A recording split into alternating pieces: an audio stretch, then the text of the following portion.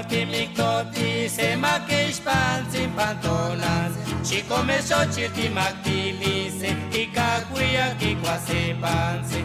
Y patiase panameli, timactilice, tapepechole. Matonansi maquise, lihueca cuya que totol.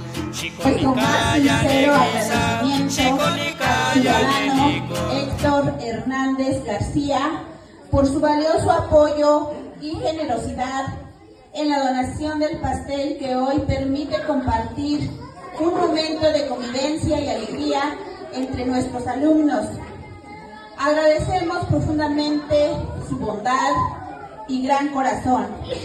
Desde donde quiera que él se encuentre, deseamos que Dios se lo multiplique en salud, bendiciones y bienestar para él y su familia.